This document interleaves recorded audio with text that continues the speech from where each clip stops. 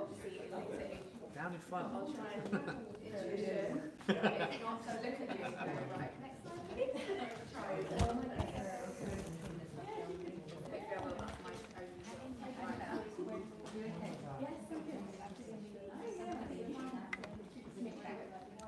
I assume you guys aren't going to use the comms channel to chat during the meeting, are you?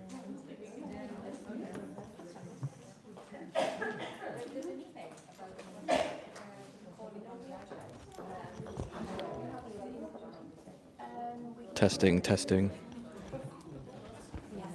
to the PGC front desk, they should be able to hear you. Thank you, yes. Yeah. Are they still in office? Don't know, we've been doing that.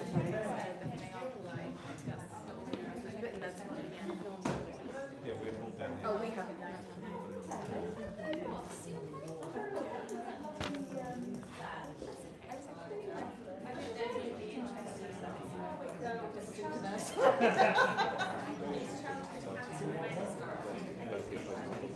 It's not on the side, like, it's not it looks fine.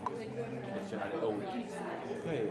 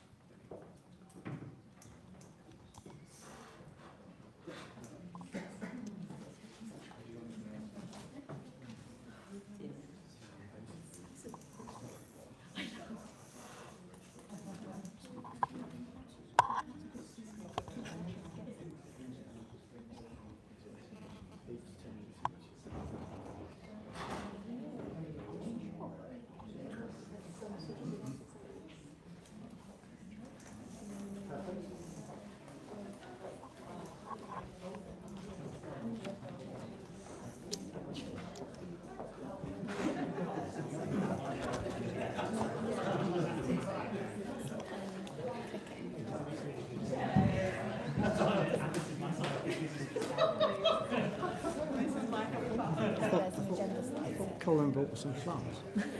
No, I don't know.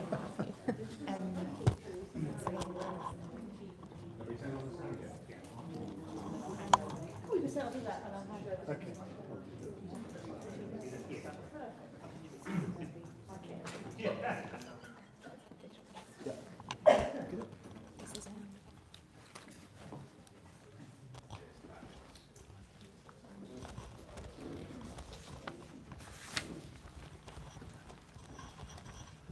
Good afternoon, everybody. Welcome to this annual general meeting of Surrey and Sussex Healthcare NHS Trust. Very pleased to see so many people here, and we also have people joining us online, and you're also very welcome, although I can't see you. It's great to have you here, and during the next couple of hours we're going to be sharing reflections of the last year, some of the highlights, some of the challenges that are still with us, and also what we hope to achieve over the next year in areas like nursing, medicine, operations, and through our SASH Plus continuous improvement journey. And we'll also, one of the highlights, be discussing our annual accounts. In the second half of that 2-hour period, we'll be open to questions. So that'll be an interactive session with people here in the room asking questions and people online posting questions through a YouTube chat.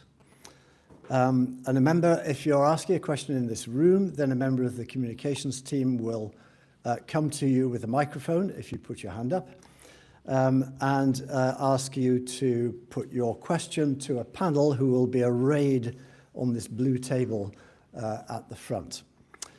For those of us joining us online, we expect the technology, we have confidence that the technology will behave impeccably. But if at any time you experience any problems, do be aware that we are recording the whole session and uploading it onto our website, so you'll be able to watch it tomorrow if you miss any of the highlights. If you're joining us online, it may be that there is a slight delay between me speaking here and you actually hearing what I say, or in you posting the question you have and it being received here. So there may just be a slight delay of a few moments. So without any to do, we've got an array of speakers. They all know how much time they've got to speak. And the first is our Chief Executive.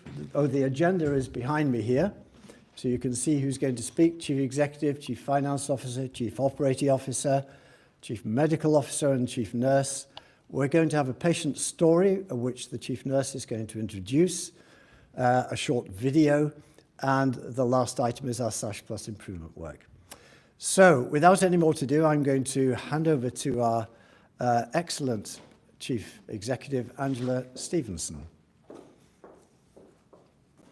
They're going to think I paid you to say excellent. Yes, you can see me later. Thank you so much. I thought this might be a little more discreet. Thank you, everyone. Welcome to the annual general meeting. I'm confident there are millions of people online. That's what I envisage when we think of people being online, and hello to them too. I wanted to just talk through a bit about what's happened over the course of the last year. And it's been a busy year, as you can see from the graphics that are on the screen. I think probably a record year in terms of A&E attendances, 121,000. We also saw of that 46,000 of those patients admitted to the hospital, just under 500,000 outpatients appointments, and over 4,000 babies born, a number of which were twins, which always sticks in my mind. So a busy year in very challenging circumstances, acknowledging that we remain post-pandemic and the financial situation across the NHS is very, very challenging. And we'll hear a bit more about that later. We did, however, make really good progress in a number of different areas, particularly those that we felt that were most important to the efficient running of our hospital, but also to deliver safe care to all of our patients. In cancer, we diagnosed patients faster and we reduced the waiting time. We reduced the length of stay, particularly but not exclusively for our frail elderly patients. We also were able to get more patients home to their home rather than into somewhere separate like a care home, which really has been quite a significant improvement for us and for those patients. We improved our fractured neck of femur pathway, which has been a bit of a wicked problem for us for a number of years, but we've made significant improvements there. We've developed our nursing care and we've done a lot of work to continue with patient safety improvements through the next financial year, which we're currently in. We made operational changes. We effectively reorganised the hospital, which has allowed us to actually deliver better services to patients in a number of different areas. We're able to protect our elective work, both for adults and paediatrics, even through the winter months. We have freed up areas like the stroke gym, meaning that those patients have a better experience, are likely to get out of the hospital quicker, and are likely to improve their outcomes as well. We did that. We closed Kingsfold ward because of various infrastructure issues, and we opened 2 new wards, Surrey and Sussex wards, which tends to house our patients who are awaiting onward placement that require further continuing healthcare. We did that in the environment that I've kind of hinted at, where we had significant financial challenge, but we also had other challenges. It was a very challenging winter. We had industrial action of several groups of staff, which you probably know. We had a lot of infection issues in the winter, lots of RSV in particular. As well as that, we were coping with difficulty with patients unable to get placement in care homes or get packages of care in their own home in a timely manner. And we also saw an increase in the number of patients attending us, our services with mental health issues, and they often faced, unfortunately, long waits because of a limited number of placements available in specialist facilities. So that was really very difficult for our staff. Our staff come to work wanting to do the very best they can for the patients that we serve, and sometimes some of those factors make it very difficult for them to do that. But they rose to the challenge, as they always do, and we were able to make those improvements. We also made significant improvements in maternity care following a CQC visit at the beginning of the year, and we're going to hear a bit more about some of the improvements we've been able to make there a bit later on. But I'm really proud of that. It's difficult when you have been rated outstanding to then be given a requires improvement, but our colleagues responded with a real passionate desire to address the areas of concern and to deliver safer care for our women and birthing people. I'm really proud of the improvements that we've made there. We'll, as I say, talk more about that in a minute. We have made significant strides in reducing the number of patients that are waiting a very long time for elective care, and I've already talked about one of the ways we've done that is by protecting our elective capacity through winter, and that's something that we're working hard to do again this winter, noting that we'll likely face the same challenges, if not worse. We also are improving our digital offering to patients, and we now have a patient portal where our patients can access all of their letters, all of their appointments on a digital platform through their phone. We've got really good uptake on the patient portal. In fact, I think we're one of the best in the country, and that's something that we continue to see how we can make it even better for users going forward. We launched a new 5-year strategy that focused on patient safety, quality, and patient experience, but also really focused on how we might work better with partners. We know that a real focus of attention in the NHS at the moment is about how we might take care out of hospitals, acute hospitals, and into the community, and through working with partners is going to be the way that we do that. And so our real commitment in our 5-year strategy to how we might work better with partners to benefit local communities. To that end, we worked, I mentioned Let's Get You Home. We did a whole discharge improvement piece of work with partners in Surrey and in Sussex through a number of different routes, but really that was pivotal to our improving the length of stay that we've been able to make in that area. We work very closely with our colleagues in Surrey Heartlands, where we are part of the Trust Provider Collaborative, and we've also been developing relationships with Sussex, where at least 50% of our patients come from, even though we face into Surrey.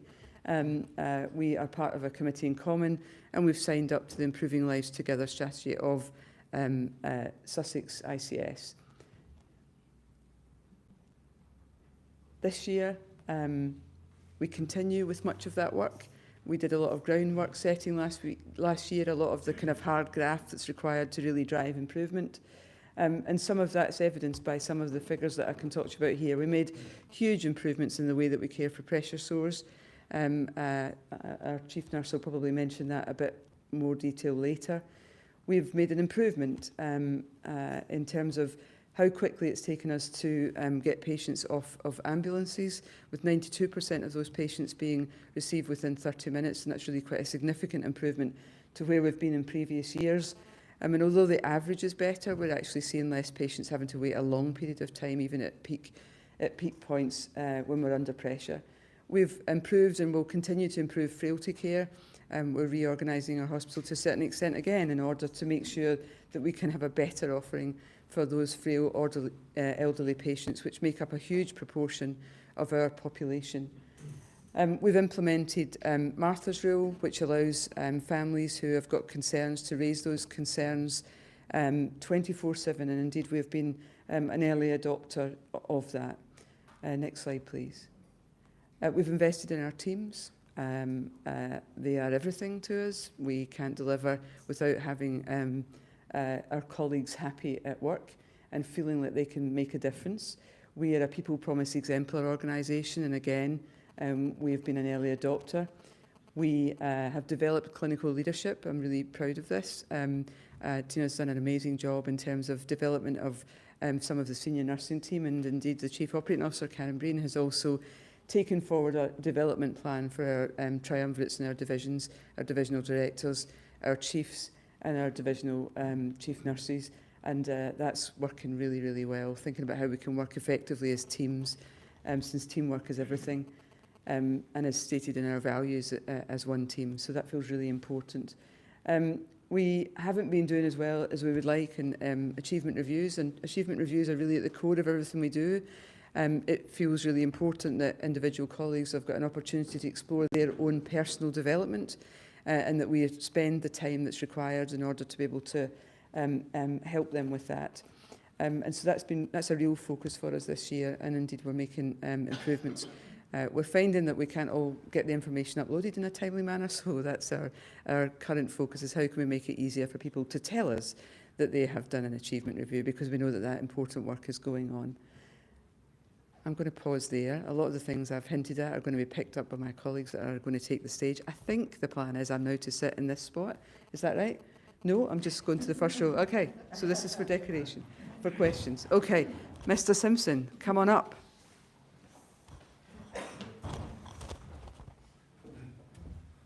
Thank you very much. Hello everybody, I'm Paul Simpson, I'm the Chief Finance Officer, and I'm going to talk to you about our accounts for 2023-24. So the accounts have been approved, signed off by our auditors.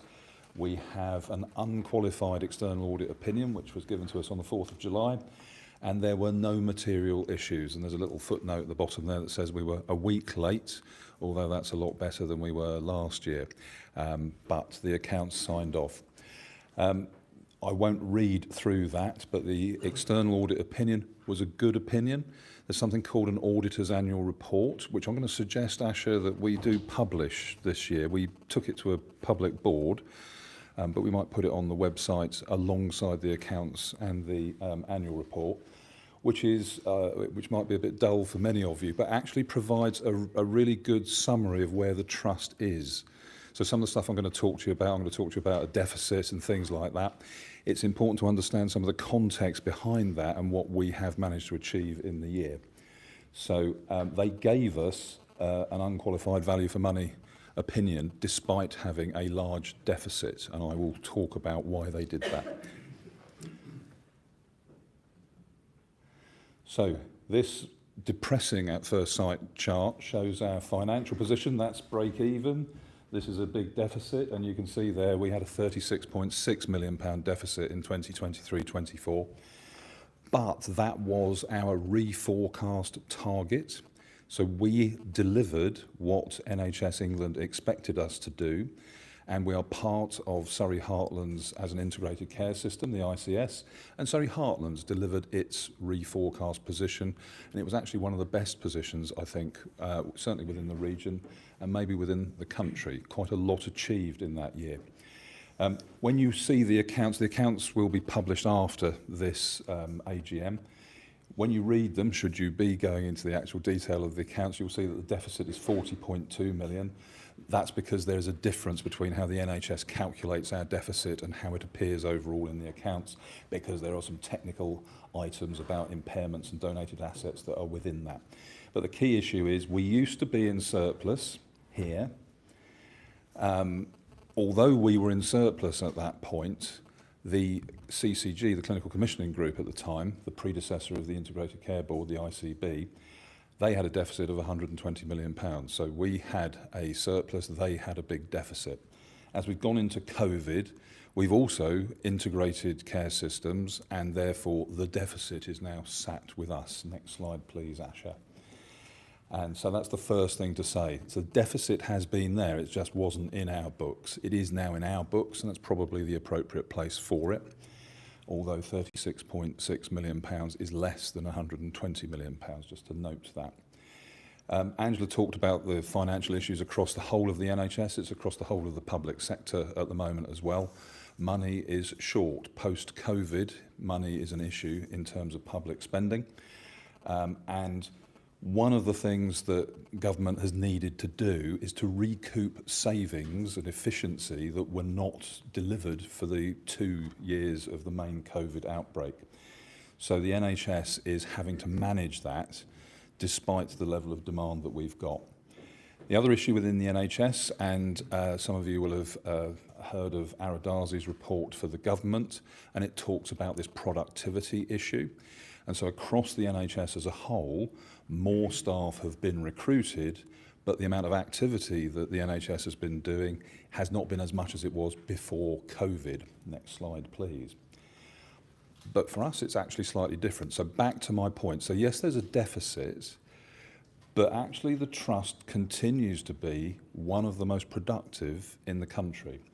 These charts, which are from something called the Model Hospital, show everything below the line is an adverse variance on this chart to the level of productivity in 2019-20. Everything at this end is more productive than 2019-20. You'll see there's about 10 trusts at that end. We're at that end, as indeed are the Royal Surrey and the Ashford and St Peter's trusts within Surrey Heartlands. So as an ICS, we're very close to the level of productivity, or at the level of productivity that we were at in 2019-20. And that is not the case for all of these other trusts across the country, and that's an important thing to note. That raises a question for us as a trust. Okay, so if we're productive, that means it's not entirely costs. Now, costs are important. We need to manage our costs. We've got a big savings plan, which we must deliver. However, there's something else going on here, and we have had a piece of work done, which is referred to in the auditor's annual report, which looks at the level of resourcing for the population that we cover, and we get less funding than other trusts around us in Surrey and Sussex. So we're going to need to do a sustainability review to understand that better, and that will be part of our recovery plan as we move forward in terms of aligning the services we provide with the services that other trusts provide around us as we move forward. The other chart shows what happened in 23-24. So that's how we compare with 2019-20. SASH is at the very far right-hand side. So we actually improved our productivity in 23-24 by 9.2%. Going back to some of the things that Angela said earlier, so that's in the face of the level of demand that we had, those emergency attendances, which are about today, I think 12 or 13% higher than they were in 2019-20. It's to do with the things that we did. This isn't just about money and savings, it's about the operational things that we did, like we did a great name of the inpatient transformation business case. But that was a really important thing for us to do operationally, because it allowed us to manage the winter by allowing the medical division to have its capacity, while also allowing the surgical division to have its capacity to do elective care, which freed up a lot of extra elective services and allowed us to deliver quite a substantial improvement in our waiting list at that time. All of that translates into that 9.2% improvement. So, in summary, there's a big deficit, we remain productive, there's work we need to do about a 3-year recovery plan, and it needs to involve a sustainability review so that we can look at the services that we provide. Thank you very much.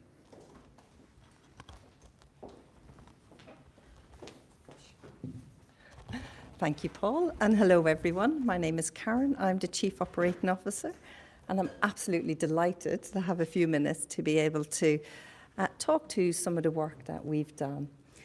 So when I was asked to spend 8 minutes talking about operational overview, and I have a clock there to time myself, I thought, gosh, I could have 80 hours talking about operational stuff.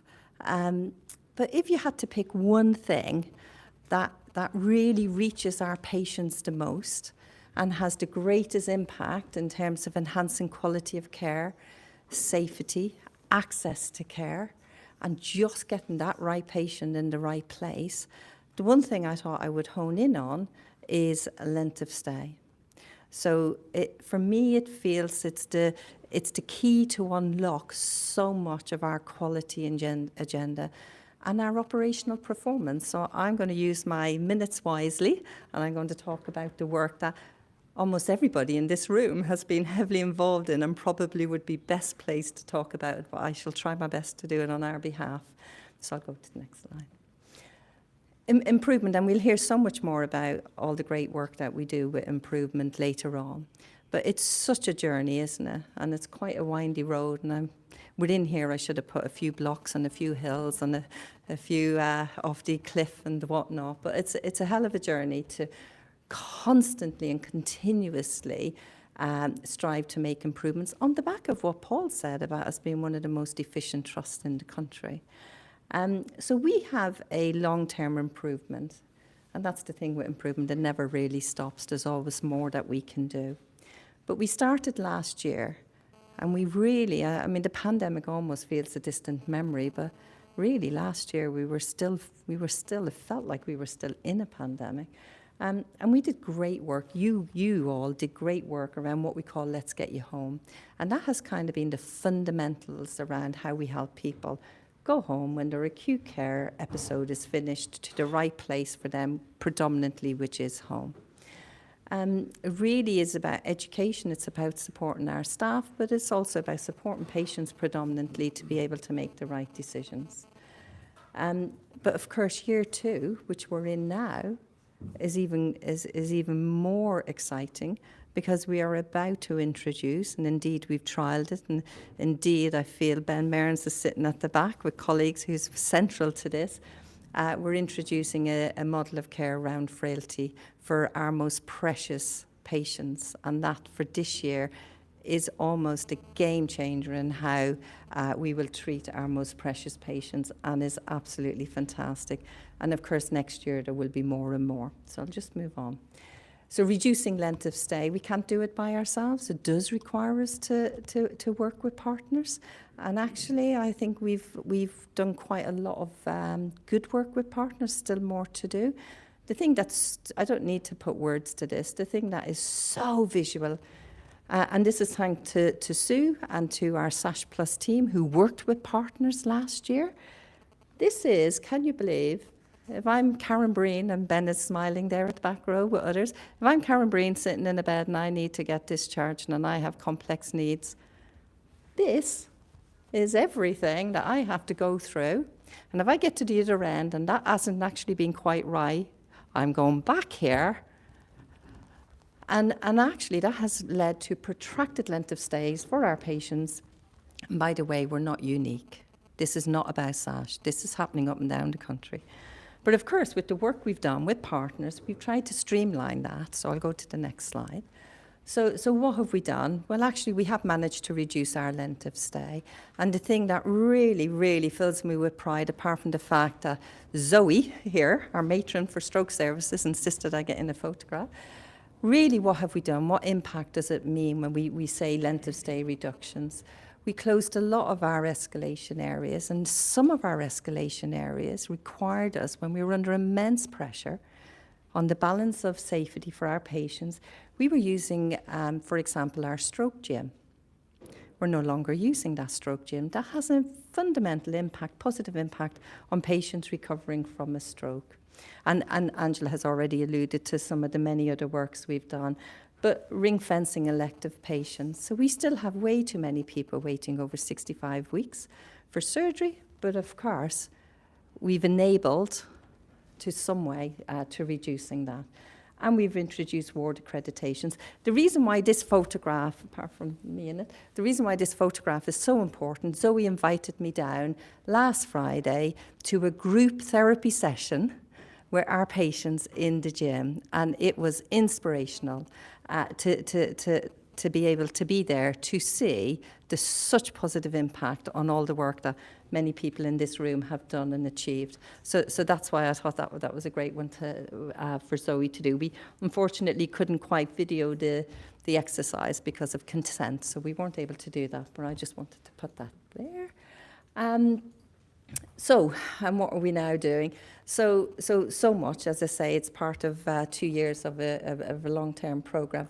But key things, frailty, getting it right for our patients, enabling patients to go home to their original place of residence is so important and such the right thing to do, and that is very exciting for us.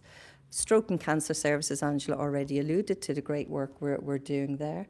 But as I say, it's still important that we work with system partners, and we'll continue to do that. There's much more we need to do to enable it to be more streamlined as we go forward. So to finish, before I hand over to Ed, it's a privilege for me to be able to stand here and talk to all the great work that many people in this room have actually led on, and as well as many people, hopefully, that have joined us. And the most important and the only message I think that we need to go away with is this has made an impact for our patients, which is what we're here to do, to serve, but actually also our staff. So seeing the therapist doing therapy in the gym last Friday was just amazing. So it has such broader benefits to us all. Ed, over to you.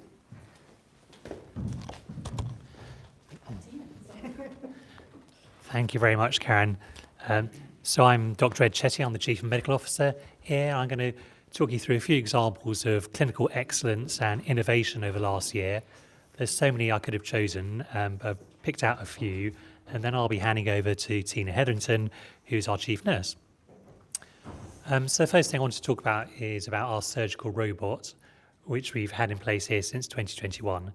And for those of you who think that sounds a bit scary and something like a gold C-3PO who marches up to the operating table and takes over, it's not like that at all. The surgeon is still in the room, and he or she is sat at a console and manipulating the surgical instruments via the console, and the instruments are held by this machine here, which is the robot, that then transmits the surgeon's hand movements into much finer movements of the instruments.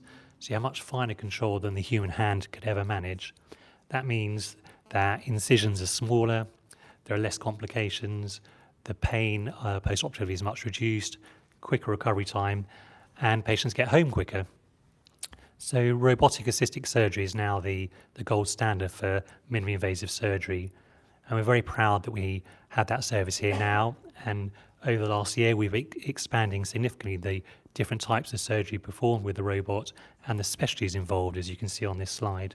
We've trained more teams, so more patients have access to this gold standard treatment, with the further gynecology team being trained later this year. So really good examples of innovation and team working for the best of our patients. And building on the surgical theme, we're really pleased to have opened a new Children's Day Procedure Unit, which opened in November. Previously, our children having surgery had a day unit which was part of the main footprint of our general paediatric ward. And in autumn and winter, when we had RSV, like Angela mentioned, leading to a surge in emergency paediatric admissions, those beds were taken up by the emergencies, and our children that needed elective surgery had their procedures cancelled, very sadly. Due to a really generous charitable donation from a local company, we've been able to repurpose an area of the hospital that's separate from the main general paediatric ward for a fantastically decorated, well-provided paediatric day procedures unit. And that means throughout the year, we've carried on with elective paediatric surgery, whatever the emergency pressures through the emergency department. And this last year, we've performed 200 more paediatric operations than we could the year before because of this. So fantastic service for some of our most vulnerable patients. Moving on, another real example of excellence here at SASH is the amount of clinical research we do as a district general hospital. That's our research team there, And our vision is to keep on increasing the numbers of different clinical research studies that our patients have access to, involving more specialties and more clinical staff. And we now have 75 staff involved in clinical research, running studies, recruiting patients. In the last year, over 4,000 patients here in our local population were involved in 64 different clinical research studies. Breast cancer is clearly a really high priority. We joined a breast cancer international study and recruited the first UK patient to that study here at SASH. Not any of the big cancer centres, but here at SASH. I'm really proud of that. This is just a graph showing the amazing work that happens here in terms of research. You might not be able to see all the details along the bottom, but those are all names of different trusts across the whole of south of England and the numbers of patients recruited to research studies. And this here, this is us. This is SASH. So fantastic work.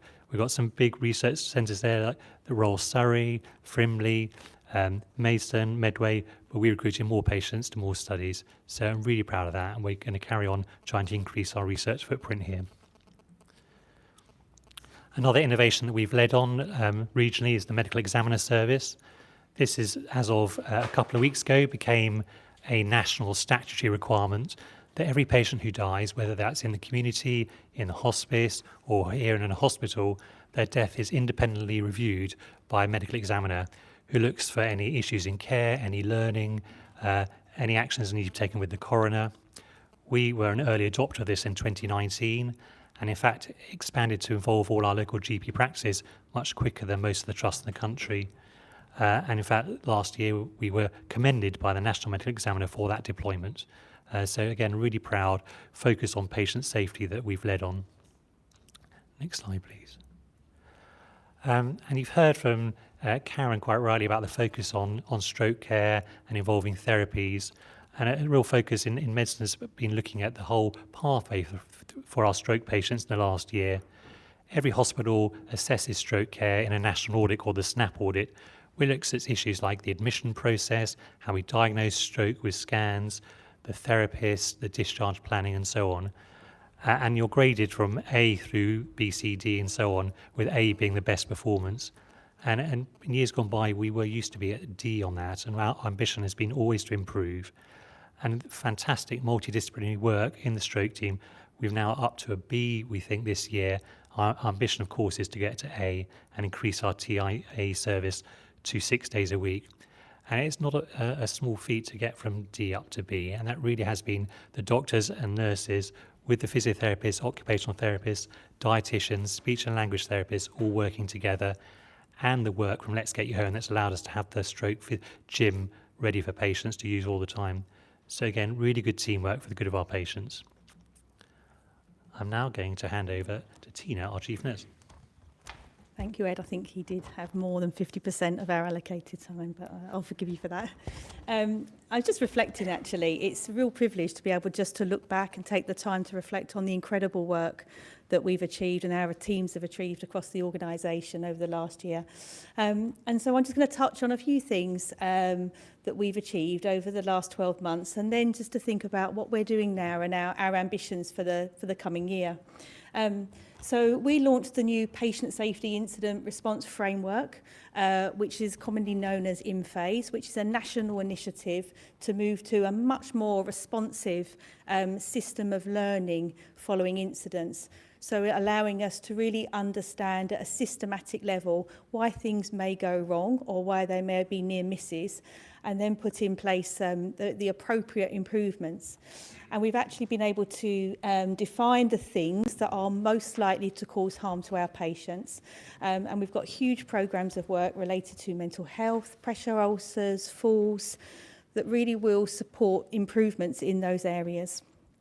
As Angela mentioned earlier on, we had a maternity inspection around this time last year, in fact. And we're a year on from that now, and I'm pleased to describe that we had an incredible response to that, and a huge thanks to our colleagues in maternity who have gone above and beyond to improve the services for women and birthing people here at SASH. And indeed, we had an assurance visit by the ICB and regional midwifery teams in May this year, which just really solidified the improvements that we've made. But within that, we've recruited nearly 40 midwives. We've had a huge focus around medicine safety and a huge work in relation to health inequities for women, which we'll describe in our patient story later. We've had a huge focus on fundamentals of care, with pressure ulcer care being one of our PSERF priorities for the year.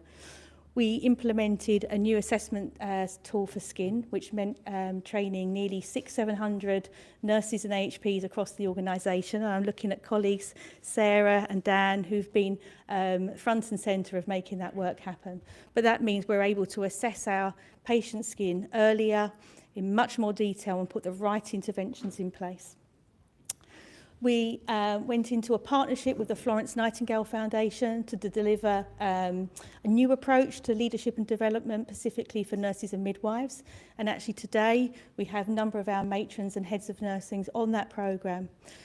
And that really is about how do we strengthen nursing and midwifery influence, not only in this organisation, but more broadly, and ensure that our nurses and midwives feel that they've got the confidence and the skills to be able to lead within the context of today's NHS. We implemented a number of award schemes to ensure that we were celebrating and recognising the incredible care that many of our nurses, midwives, AHPs and nursing assistants deliver. And we also established a nursing workforce team for the first time and have undertaken a full acuity review of all our inpatient areas. So we're really clear now, using an evidence-based tool, as to how many nurses and the skills that are required to meet the needs of our patients. And then looking ahead. So on the 1st of October, we've got our first inaugural Nursing and Midwifery Conference for SASH, and we'll be launching our Nursing and Midwifery Strategy, which is our 3-year roadmap for the improvements that we want to make in those areas. We'll be developing the clinical accreditation tool, which will complement our Let's Get You Home methodology. And we are developing a patient experience and engagement strategy. I've mentioned our leadership programme for FNF. And we'll continue to strengthen our learning systems as we go into our second year for PSERF. Thank you. I'm now going to hand you over to our wonderful Director of Midwifery, Rosemary, who's going to just touch on our patient story today. Thank you, Tina. Thank you. Good afternoon, everybody. My name is Rosemary Diage, Director of Midwifery here at SASH. And I'll be introducing our patient story this afternoon, which has a maternity and also an equity in healthcare focus.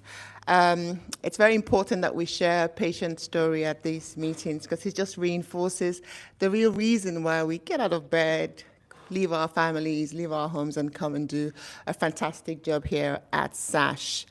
I'm sure some of you would have woken up to the report into the state of maternity services up and down the country in the NHS.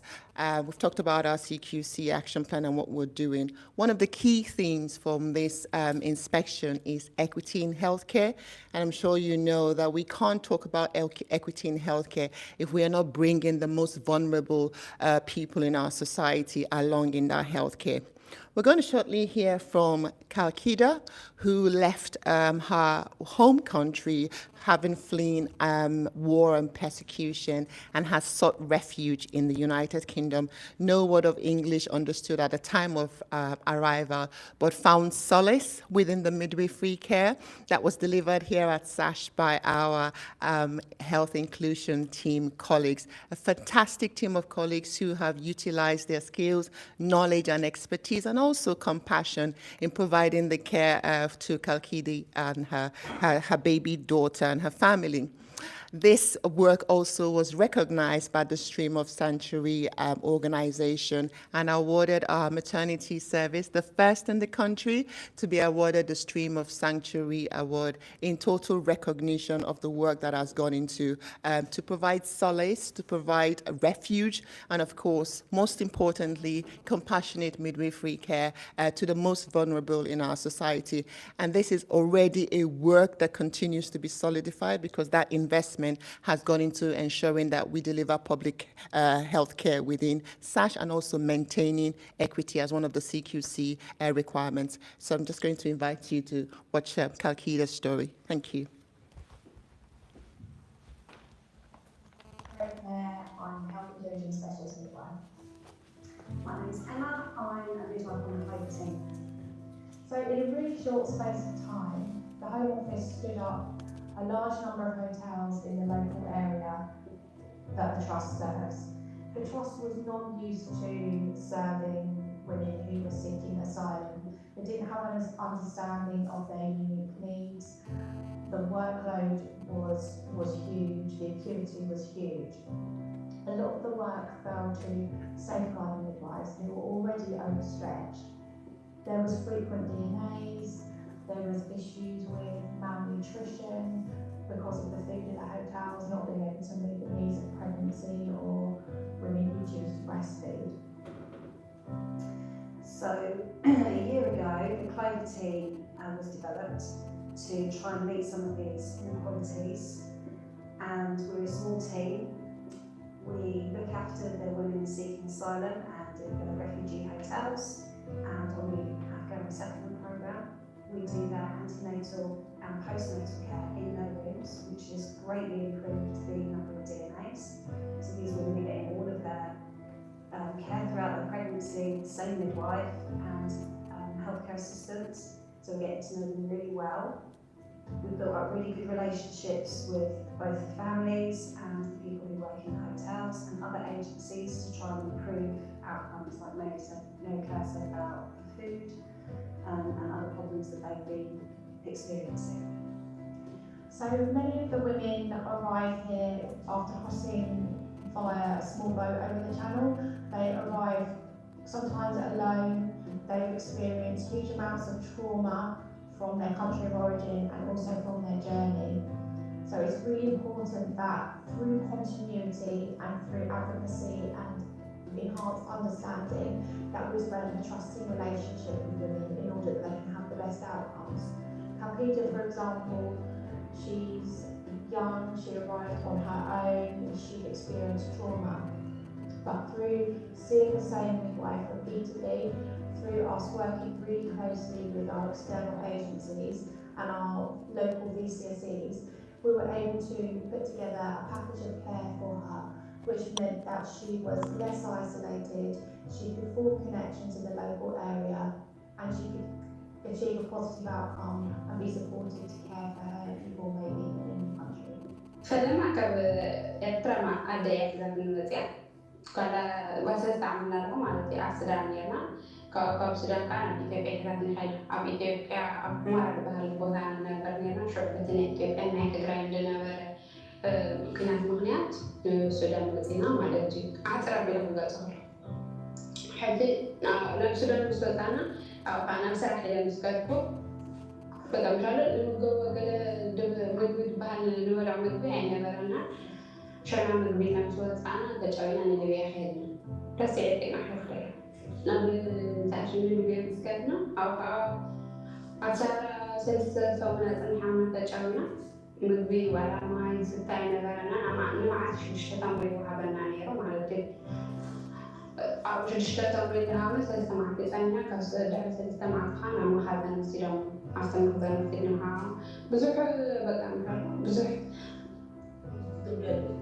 كده مش قاعدة ألعب منهم بزح صغير هدفنا ده بزح صغير كده أقولنا له أقول أنا مسواد حال كان زي ود عادي وان حال بتلاقي نسخة في ماني بحر شنو كأو نسوي كجميلنا ودي سلسلة كده أكني تطير كنا شو أقول تنسى تفاتيره أنا مستزان سكوني حدا وحنا تنسى مستفلة تي سامسار مالتي تنسى مستفلة نعم نسبعي أو تيوصلوا عاكم وصلي فلة شو تهري حكا أصل استجزا أشمل بلا من عامل صوني كم عامل صوني نبني عرف كذا وسيروني أصلي عرف كذا قبل دفع كيف الأمر أنا حلو إحنا هلو بالحب سرجعت واحد مالعني أو يسرني رجزة يسرني أو واحد مبي كله بتأمرني عرف صراحة يسرني ترسلنا له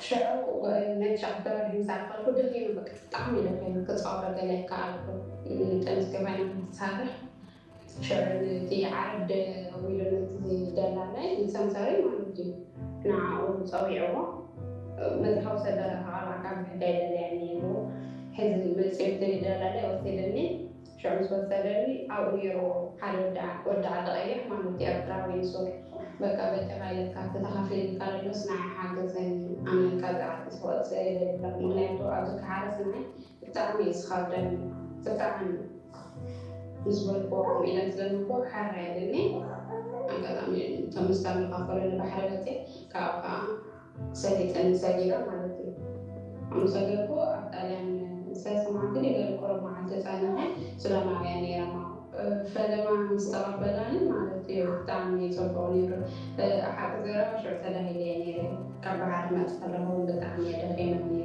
مثلا في ميدنا كود تذكر على حاجة كل تعمل عادة بفلان مرسمين في زي مالتي تعمل حاجة ذات بتعمل حدش تسمع كم سنة بكمل طبيعي نفس كم سمعني عجيرة عزيز وراني مسكين بفلاي مسكين حرفه في وقت غير بكا كم ذيك كذا ما كله تفرد نمرة قبل نفسي بكا نعيس دوي لكم تخيل عجيرة طعمي فتي هذه فايح وراني مسكين عزيز أنا نتيجة عن بعض إنجليز كان زي كذا فلو كريه فلو تكون تكريه فلو مع الذين يسمون عن مثل سمعنا اليوم مثل الفوق وقت. So the maternity stream of Sanctuary works to foster a sense of inclusion and welcome for women seeking sanctuary as they experience pregnancy and navigate early parenthood in the UK. So the organisation works with people seeking sanctuary, which includes people seeking asylum, people with refugee status, and everybody else who has any sort of irregular migrant status, so people who've been trafficked to the UK. These are some of the most vulnerable women in our society in terms of pregnancy outcomes, and at City Sanctuary UK we were particularly aware of that, and so this maternity stream was developed. We have an award accreditation system, and traditionally this award has been given to much smaller organisations like mother and baby groups, and volunteer doula charities. However, we acknowledge that actually we really needed to see some change within the NHS itself, and so we're now awarding Maternity Stream of Sanctuary Awards to NHS trusts, where they've sort of met a certain criteria to show that they are particularly robust in their service provision for this demographic. So I'm really happy to give this award to Surrey and Sussex Healthcare NHS Trust, who have proven that they are incredibly committed to our shared values of inclusion and welcome for people seeking sanctuary.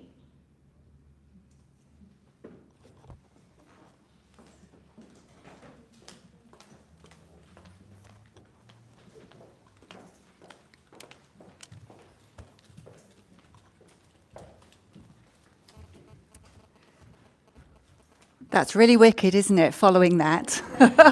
What a really humbling and rich story. Thank you so much for sharing.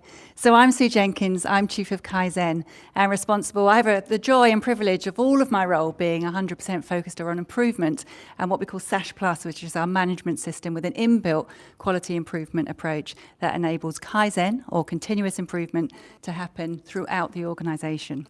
So in the last year, we have run 9 rapid process improvement workshops, which are week-long events where we focus on an inch wide and a mile deep, looking at elements of improvement which have supported the wider issues across the organisation. We've run 1 Kaikaku event, so you get a free Japanese lesson. You don't get many of those at AGMs. So Kaikaku means radical change, and that was really focused around some of the discharge work that Karen shared earlier, and as being a fundamental improvement opportunity for that area. We've run 1 Kaizen event, which is a 3-day event, and we've run 10 ad hoc projects supporting clinical services and teams across the organisation to enable improvement to happen at all different levels. We also have a remit for training. So we've trained 4 Lean for Leaders cohorts. They range between 10 and 20 people per cohort. We've had 23 staff at SASH Plus taster sessions, 90 staff at introduction springboard sessions, and also held a number of bespoke training sessions. One of those bespoke training sessions has been around physiotherapy, and I'm going to hand you over to a team of therapists, Dan, Joe, and Emily, who are going to share their experience about being involved in some of their training. Thank you, Sue. So I'm Dan and I lead the therapy team here at SASH, and we're here to talk about our SASH Plus journey over the last 12 months. And this really began kind of last September with our rapid process improvement workshop that was looking at optimising the use of physiotherapy and occupational therapy on the wards. And part of the success of that was the return of spaces, as Karen and Tina both spoke about earlier. This was a really significant event because it was the first time an RPIW had been focused on therapies, so it was a really good opportunity for us. Jo was a member of that team for that week, and she's just going to share some of her insights from the event. Thank you, Dan.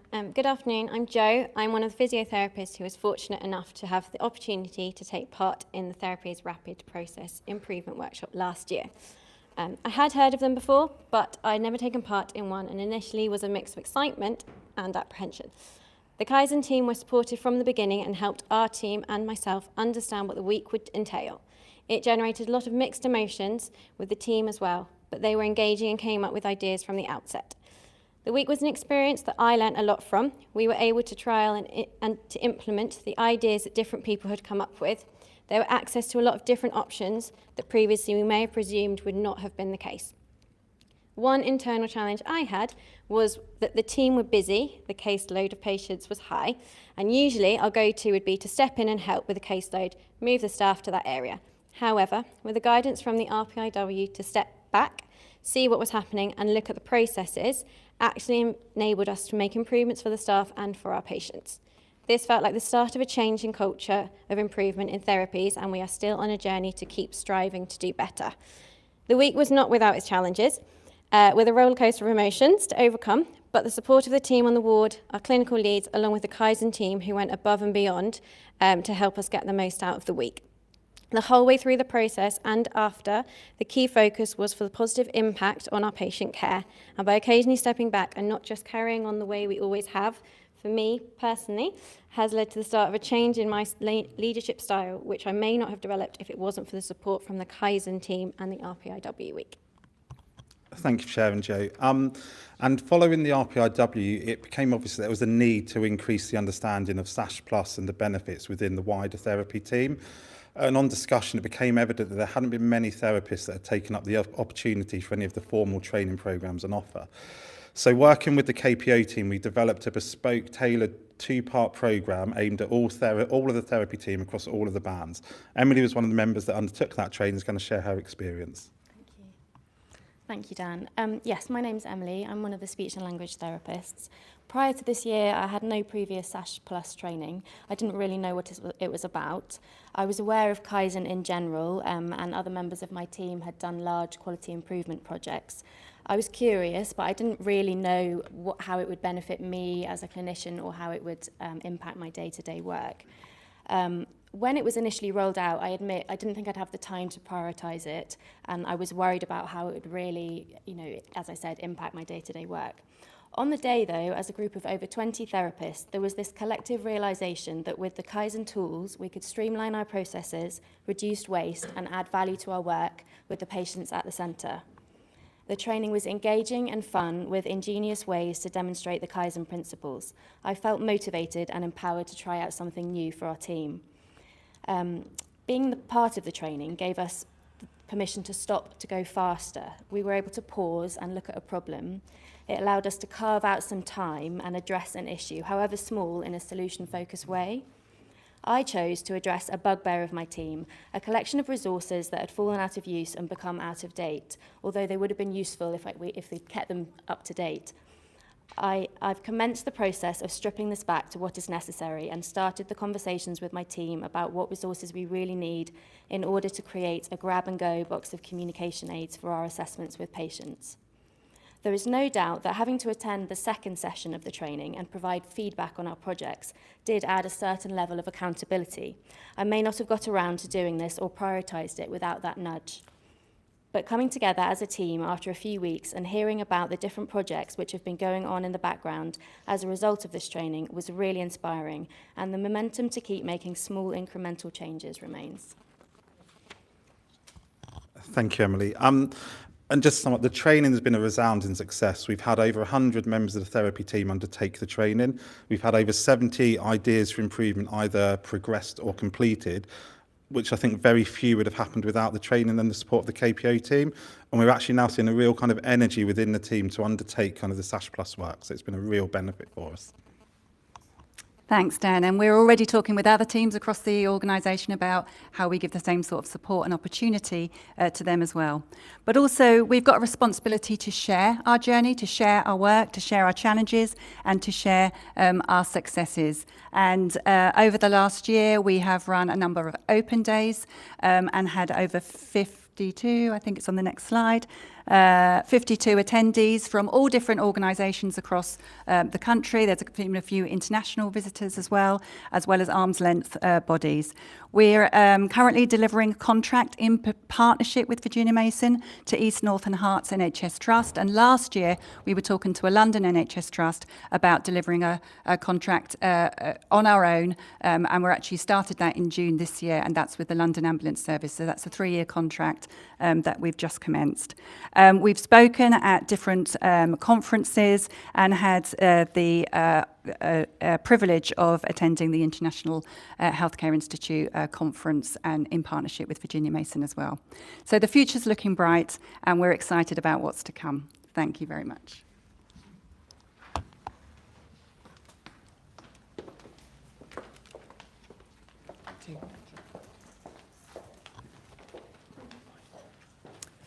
Thank you very much, Sue, and I hope you found those presentations as inspiring as I did, because this is an organisation that has so much initiative and ability to make improvement and provide outstanding care. So I'm now going to invite our panellists to come and join me up here at the table, at the blue table. And we're going to move over to question and answer. I can't read these backwards. No, I'm here. That's right.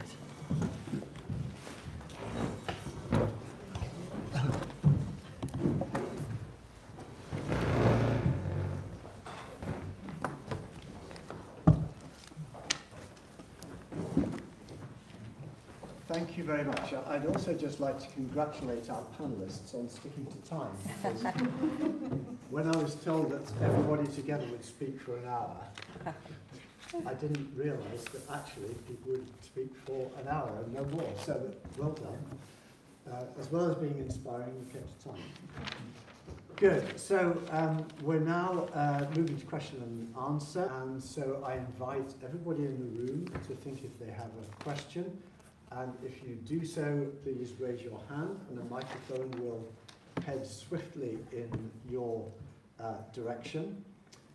We also have people online, and so I invite you now, if you have questions, please submit them to the online chat. We'll keep an eye on that, and while we're fielding questions from here, if we see there's a question on the online chat, we'll take that question as well. So, off we go. Who'd like to ask the first question? Please. Hello, well, nice to see you. I was previous governor. Sorry, I normally don't need a microphone, but I was a governor, previous governor, around the time of COVID. Ed, I was really impressed with your achievements on the research programme. I wonder if you could give us a couple of examples of how the research feeds through into day-to-day operations for SASH. By operational, I mean operational rather than operations on the table. So many of our studies are part of national and international collaboration that feeds through into innovations in clinical care, much more widespread than at SASH. And a really good example was, you mentioned COVID. We were very early adopters of being involved in the big COVID treatment trials, particularly the recovery trial, where when we were dealing with a novel disease that we had no particular treatment for right at the beginning of the pandemic, we were trialling, along with national and international collaborators, various options to improve outcomes for patients, including aspirin early on and then quite quickly steroids. And that became the gold standard of treatment for COVID in the pandemic and improved outcomes for patients here and across the world. Early use of steroids prevented huge numbers of deaths. So that's one example. There are many others, particularly in cancer care, stroke and many others. Could I ask? I think just wait for the mic. You've still got it. Are the results of research generally shared across the whole country, and is there a mechanism within NHS for sharing research outcomes, or is there a lot of is it localised and only SASH will benefit?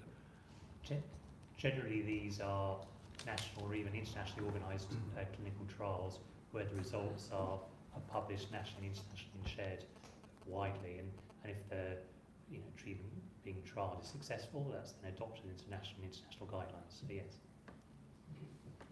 Other questions? I'm going to have to ask one myself if you don't. Question for Tina. Hello, boss. Really excited about the Florence Nightingale programme for our matrons and heads nursing. And I wanted to just get your thoughts on, as a sort of Florence Nightingale scholar yourself, what's stand out about this leadership programme for nurses, particularly compared to other leadership programmes, that's going to affect the change, and how do you want that to play out amongst our senior nursing team and nurses on wards? Thank you, Sarah. I'm absolutely thrilled that we, through the CPD funding, which is a nationally allocated fund to develop nurses and midwives and AHPs, that we've been able to fund this partnership with the Florence Nightingale Foundation. As you say, it's something that's very close to my own heart. I'm a Florence Nightingale scholar myself. And the real essence of the programme actually links back to the values that Florence Nightingale brought to nursing in terms of strong leadership, do no harm, and put our patients at the centre of everything we do. There is no doubt that nursing in the NHS is a real challenge, not just at SASH, but nationally in terms of the challenges that we face post-pandemic, but with also significant vacancy rates in England for nurses and midwives across the country. And so it's important more than ever that we really do harness and develop and provide our nurse leaders with the real skills and tools to nurse and lead through that environment. And when we look at the details of our nursing midwifery strategy, there's a huge section related specifically to professional identity, professional influence. Nurses deliver 70% of the care, 365 days of the year. We have such an opportunity to influence the care and the experience of our patients. And I'm really confident that the programme that we're putting in place is going to put our nurses and midwives in the best position possible to do that.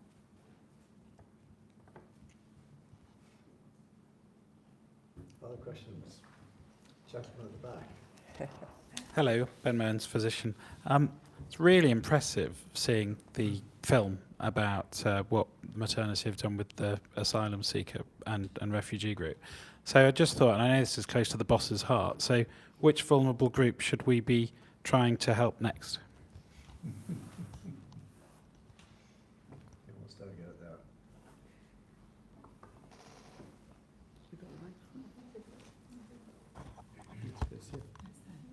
Oh, that's one. I think it works there, yes. Hello. So that's a really interesting question, and actually one that I don't think there's an answer to in terms of a particular group that we should target. Our purpose has got to be about equity. Every single patient, every single member of our population is important, and we need to make sure that we can try and tailor our services to meet their particular needs. There was a need identified by the maternity team, and they did what nurses do and what clinical teams do. They sought to meet the need of the patient, and the fact they've done it with aplomb and have won an award is great, but they would have been doing it anyway, even if it wasn't celebrated, because that's what we need to be doing. And I think there's all sorts of areas of inequity and all sorts of needs of patients and members of the population that we're not necessarily meeting as a healthcare community. Not all of that can be met by us in the acute hospital. But it's us that often are the ones that are alerted to it as patients come to our attention when they become acutely unwell. And so that's why it's so important that we work with partners to really look at the needs of the population, and that we look at pathways to understand how we can prevent patients getting to the point they need to come into the acute hospital, and how, when they do come in, we can get them out sooner, but with the appropriate levels of support in place to make sure that they're going to be appropriately looked after, appropriately able to be independent. It's also important that we're able to gather the information and look at data to understand where we know there's evidence of inequity, and certainly that's something that we're trying to be better at across not just the acute hospital, but in the integrated care systems. Indeed, it's the integrated care system's reason for being. And so an area that we really want to make a difference in. We know that we've got areas around us that are really very affluent. We know that we've got areas around us that are really have got high levels of deprivation. And so for us to make sure that we're able to tailor healthcare to the appropriate place and for those most in need. Nice question, thank you. Just on the gentleman, I'm sorry, I don't remember your name, who asked about research. Just to go back to that, it's an area I'm particularly passionate about too. At the moment, we do a lot of research. It's a national, Dr. Smith somewhere in a London teaching hospital sets up some research, and we then take part in that research.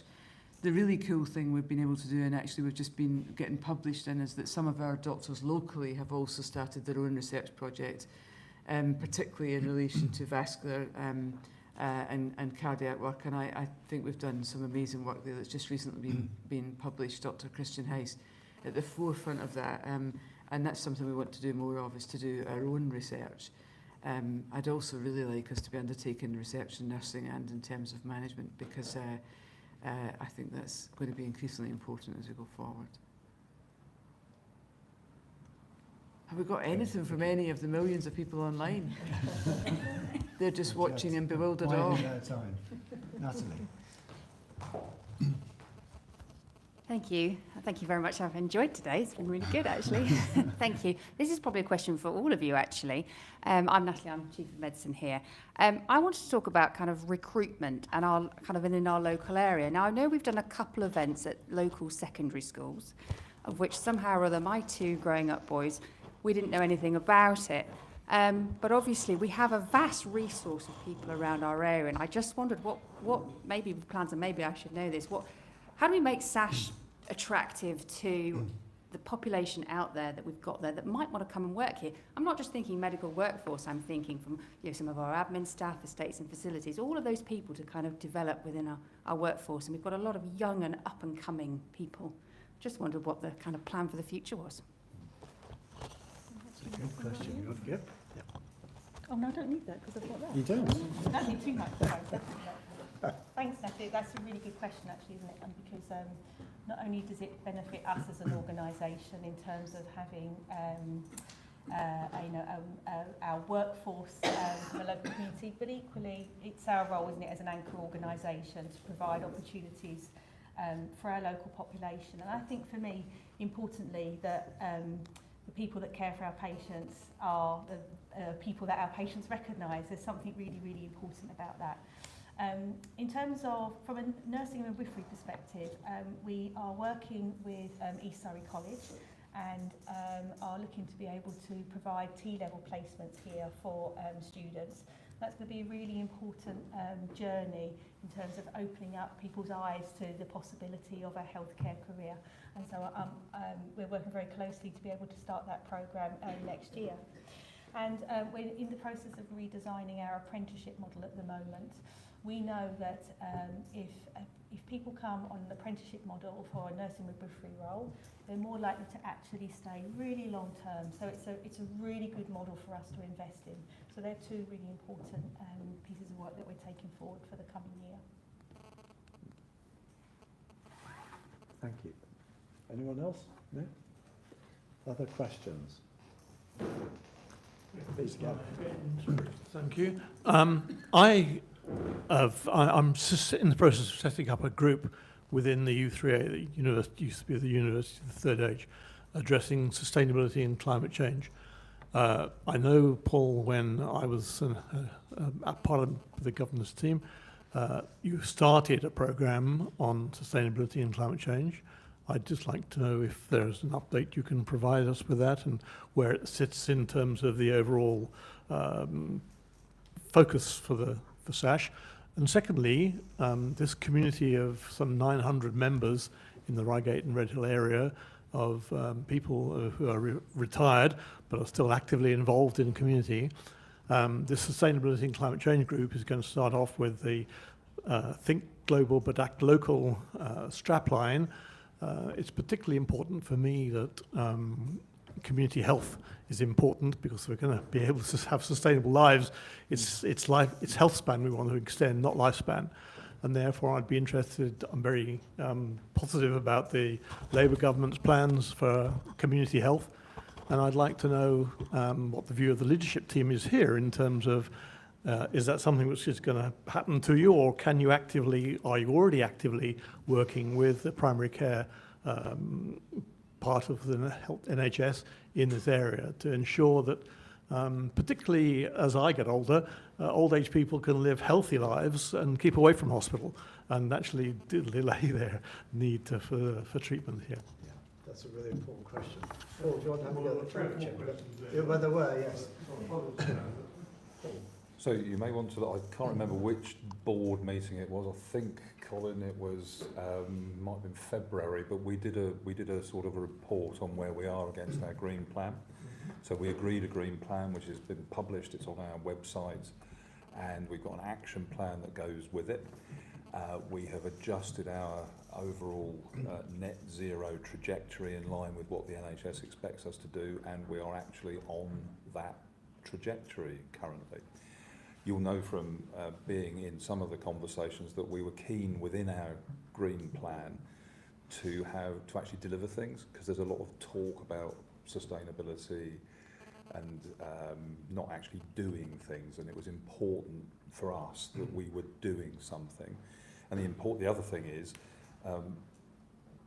the resource to do it is the people who work in the trust who have other things. They have healthcare to provide. This thing behind here, Care Without Carbon, is across the trust, so we are integrating it.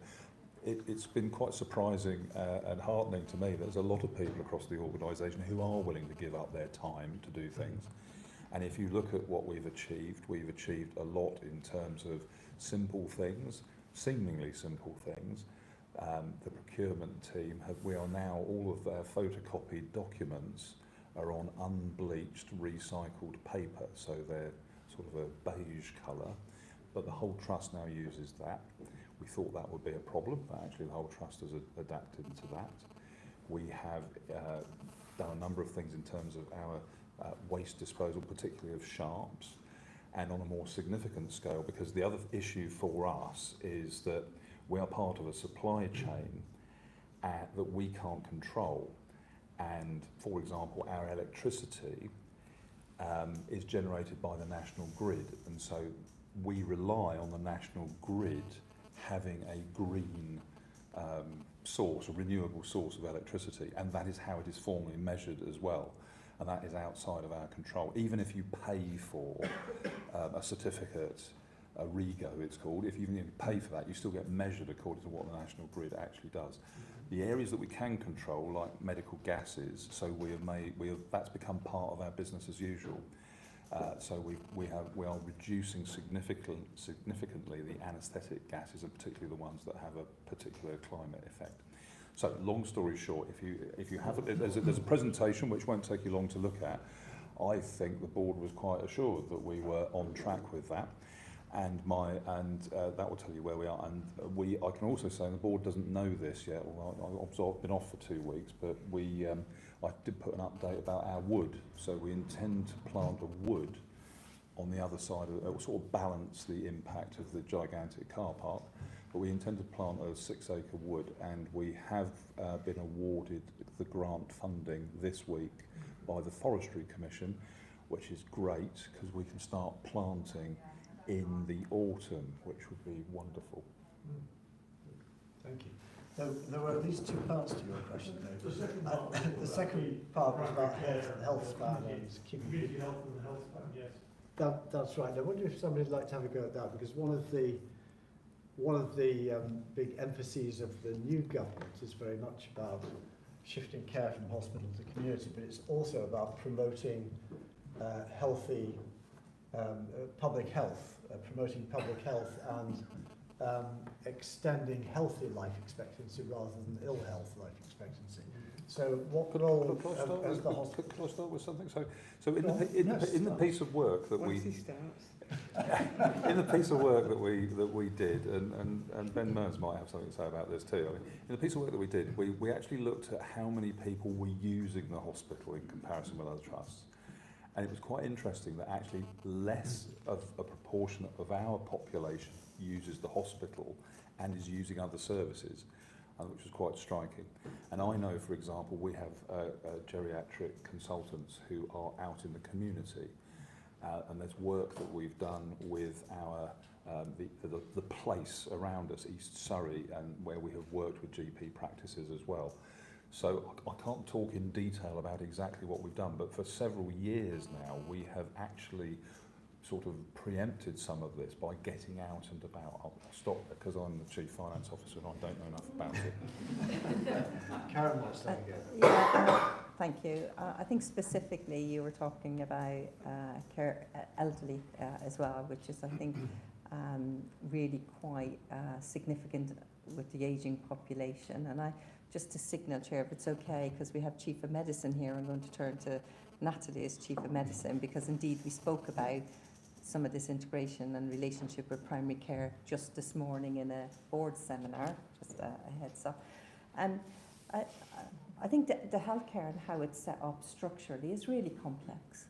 It's complex for patients, and actually it's complex for clinicians as well. Both how we're funded, how we're set up, the services we provide, and I think more fundamentally the demand on those services. So therefore the headspace to come together and think through in a more strategic way how you might want to advance services, and that's the environment we work with. At SASH we have a slightly more complication in that 50% of our population is Surrey and 50% is Sussex. And as with the NHS, things aren't actually consistent and done the same way. So we have a complexity within that. But I just want to maybe draw back to something I said in my presentation. If I think about length of stay, we cannot do this by ourselves. We just can't. We have to work with partners. And if I think back to very specifically the work we did with complex discharging, primary care GPs were in the room for that piece of work that was led through our SASH Plus team.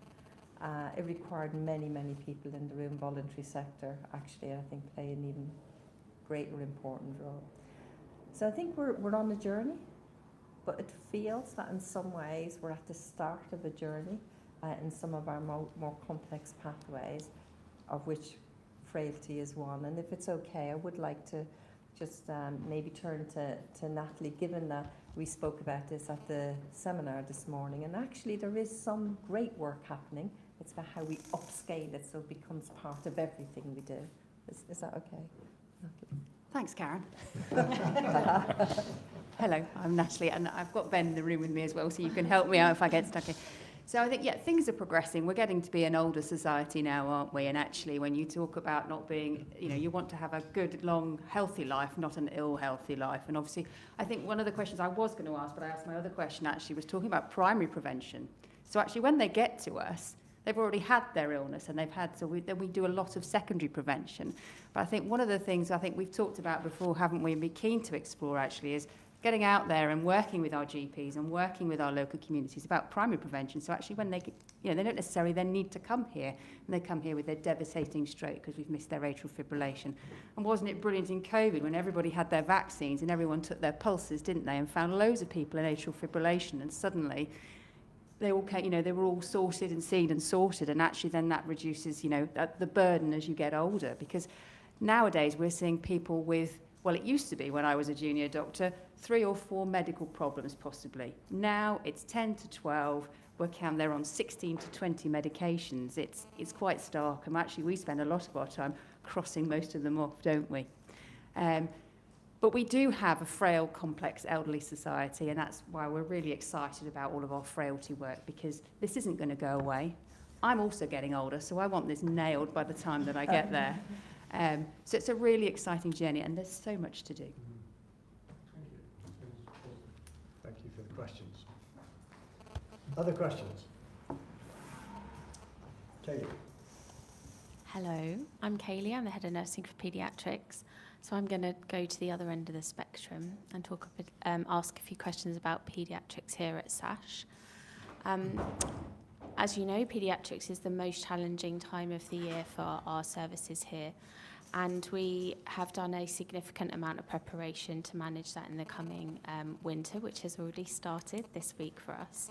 And I feel really confident that we've done a lot of work as a trust to prepare for that in advance.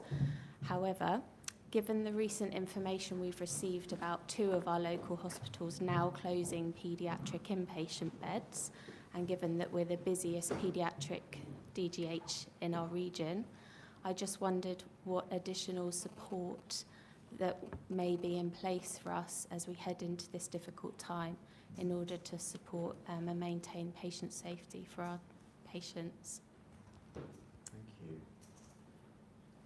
Do you want me to make a start? Yes, So just as Kaylee says, the plans for winter this year really are quite significant.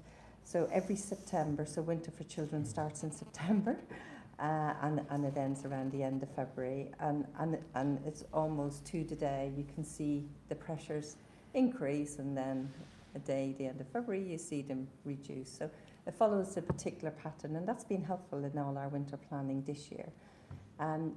Some of what was alluded to in the presentations has allowed us here, and actually to Kaylee's leadership and Dan's leadership, it has allowed us here to expand our bed base as we go into winter, and to staff that as safely as possible. And that has taken a year almost of planning to get nurses, doctors in place that allows us to do that.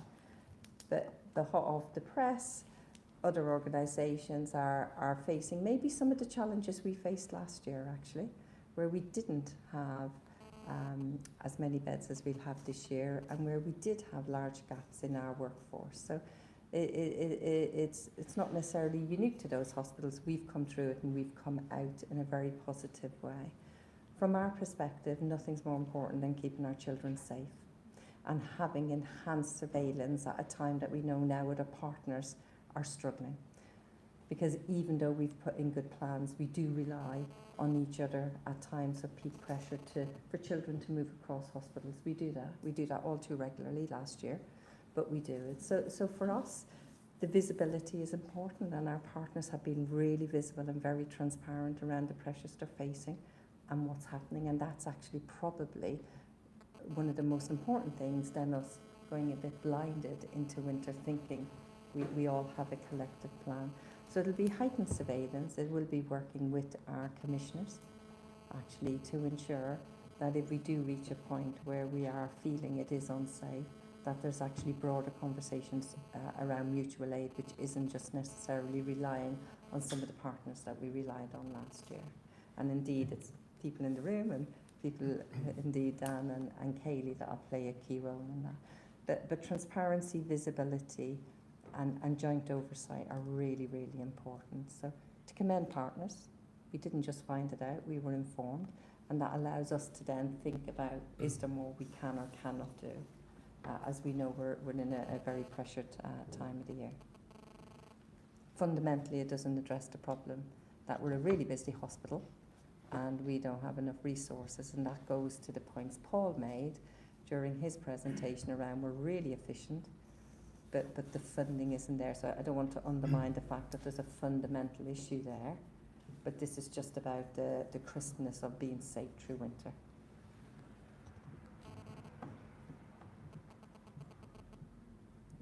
I'm going to ask a question then, which no. is about Rosemary put her hand up. somebody else. Oh, Rosemary. I will ask a question. Oh, no.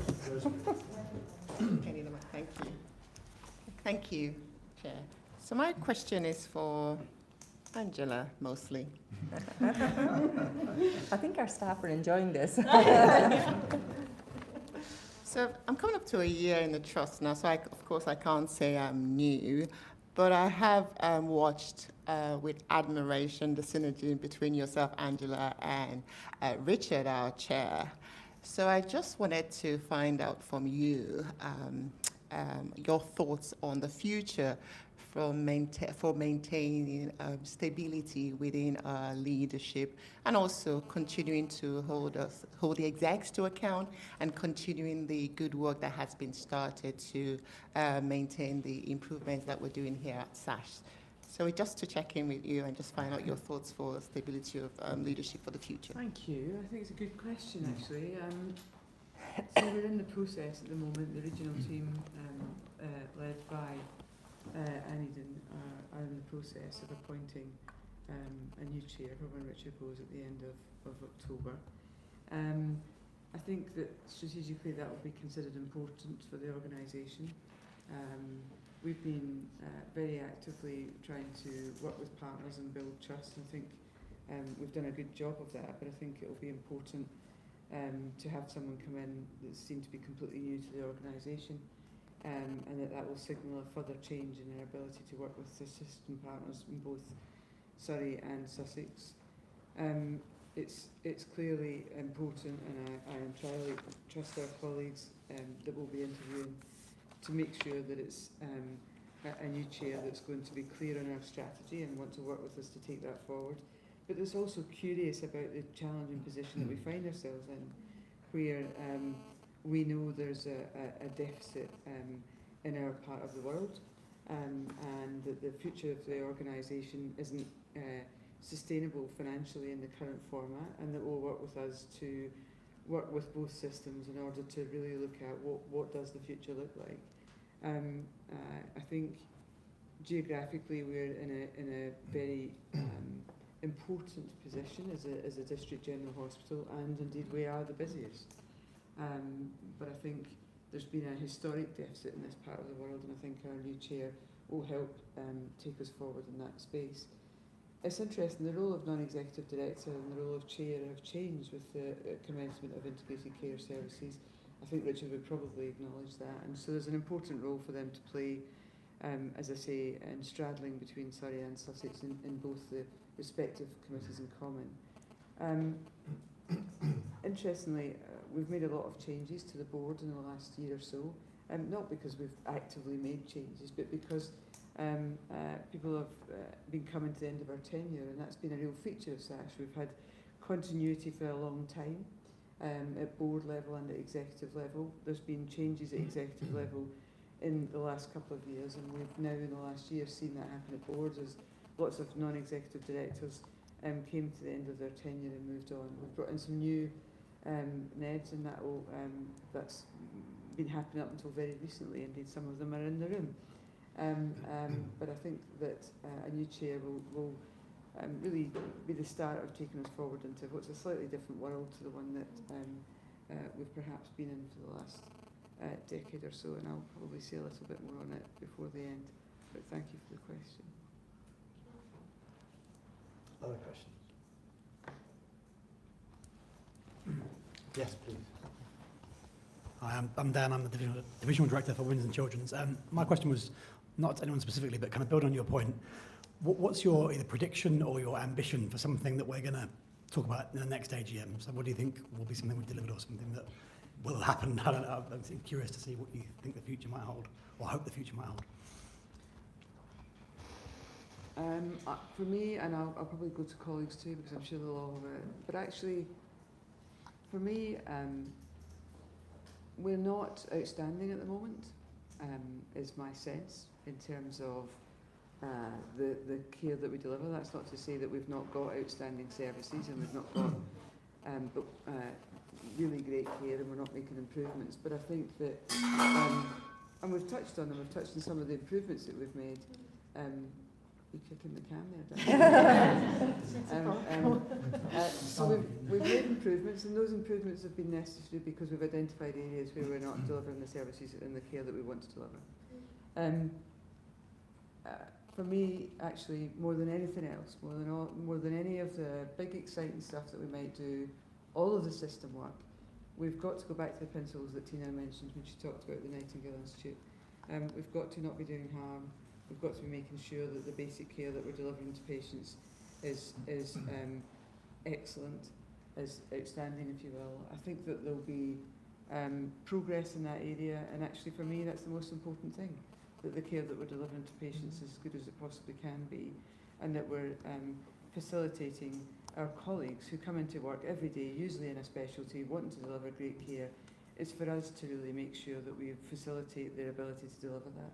Every single one of our colleagues makes a difference to our patients, and as I say, for us it's always about making sure that we allow them to come into work and make a difference, because that's what we want to do, and you'll be no different there. So changes that you want to make and improvements that you want to make in maternity, in paediatric services and services that we offer to women, I think you have ideas about what they are, and I think our job as the executive is to make sure that we create an environment where you can do that.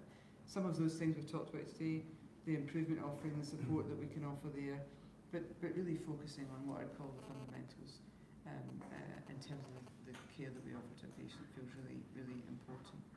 And if I could sit here next year and say that we were closer to being outstanding, then that would probably be my first thing. I'm sure my other colleagues have got other things they might want to mention.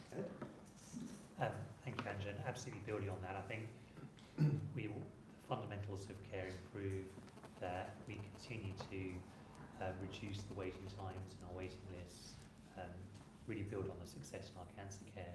But then putting on the points we talked about earlier about integrated care and primary care and community care, those are changes that we are going to make over the coming year, and don't have to mean we need investment or extra new services. It's about working differently. So we can build on the fundamentals, but be able to talk to you about work we've done with our partners externally that have changed patient pathways, improved patient care. That would be a success.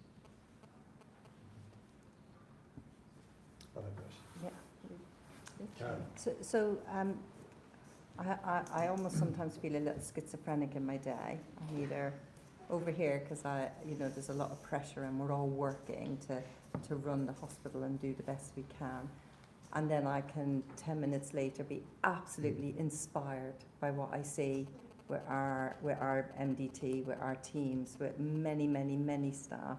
So this is the joy of the job I do, so inspired. So what would I like to see in an AGM next year is, instead of Karen, Ed and Tina talking, that actually our inspiring teams are up here talking about the incredible changes that will have been made over the course of the year. Frailty is a game changer. So Natalie, Ben, the team, which is amazing, actually talking about the difference that we have made. Kaylee talking about the difference that it has made in even this winter being challenging, and some of the incredible work that you three are doing around vaccinations to reduce risks for our children. There is so many inspiring stories every day that we only scratch the little surface if someone like me talks about it. So for me, next year, each division telling us about the inspiring change that they have made in their clinical areas directly impacting on patients is what I would want and feel different next year at the AGM. Lovely job, Karen. I think that's a case of right back at you, Dan.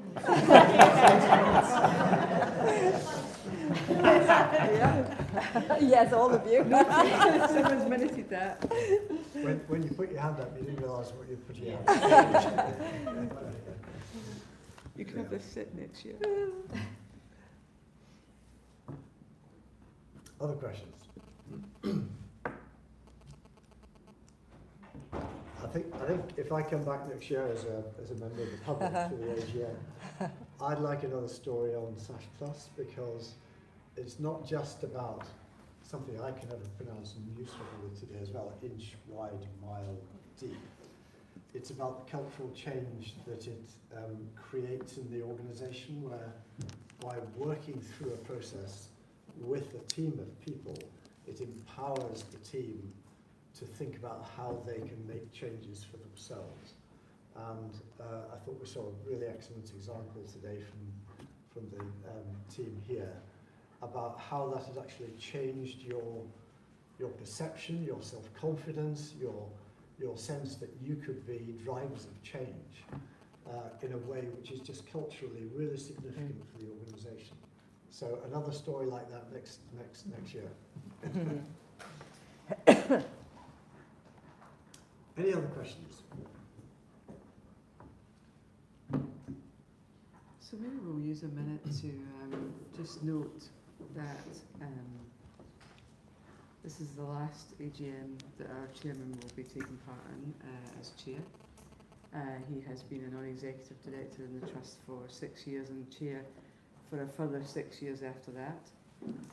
We've talked, it was a good question about the future, but just a moment to reflect on all that he's done for the organisation.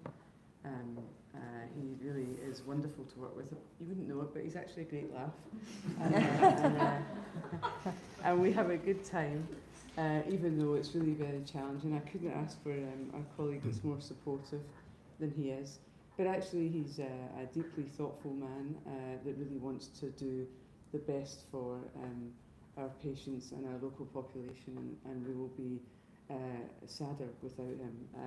That said, we're looking forward to the future, and I know that he wishes us well in that respect, but I wanted to take a moment to say thank you and to note that this will be his last AGM. Now, we had a little debate. It feels like a kind of several months of the making a speech similar to this, and we had a little debate about could you get a man flowers? We chose, I think, the Wimbledon colours. I'm just observing. It's called Mojito. It's called Mojito. That's a drink. But we just wanted to have some token, but there'll be more later as we head towards the end of October. But we wanted to say thank you here at our AGM. That's really great.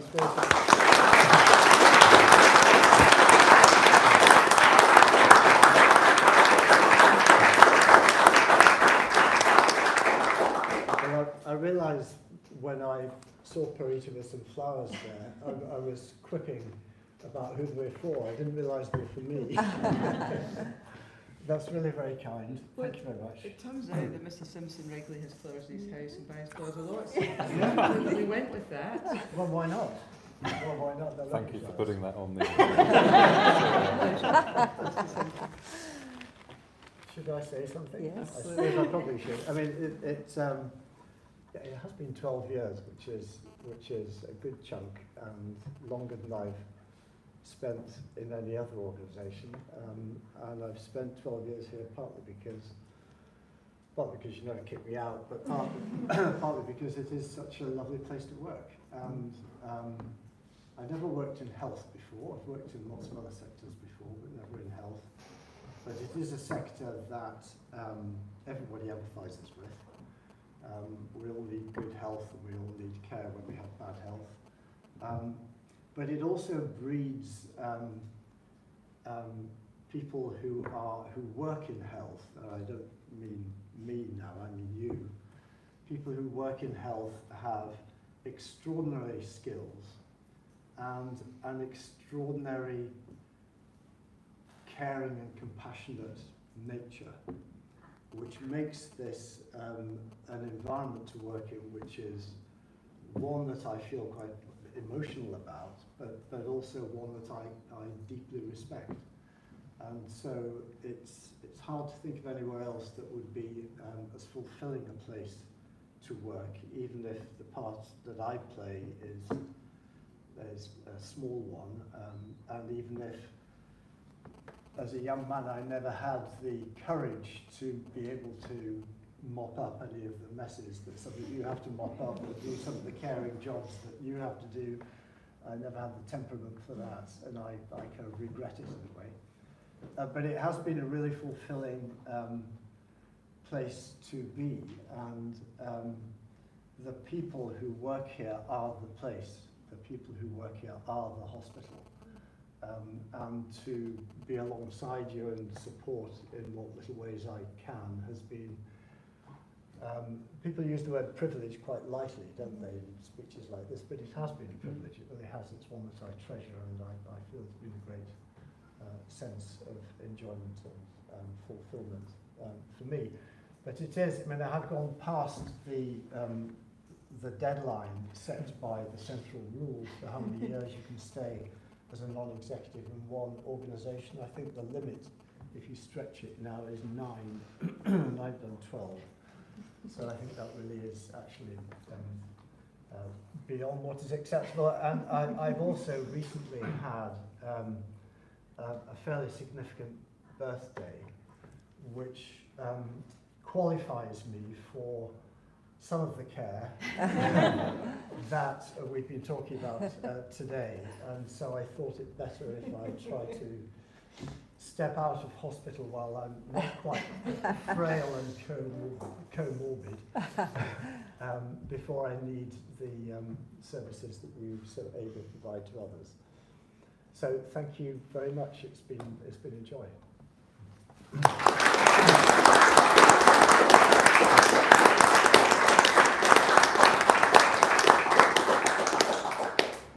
So it falls to me, I think, to thank everybody for joining us today for what has been an enjoyable and participatory discussion. I think it's been very good, and the presentations as well, very inspiring.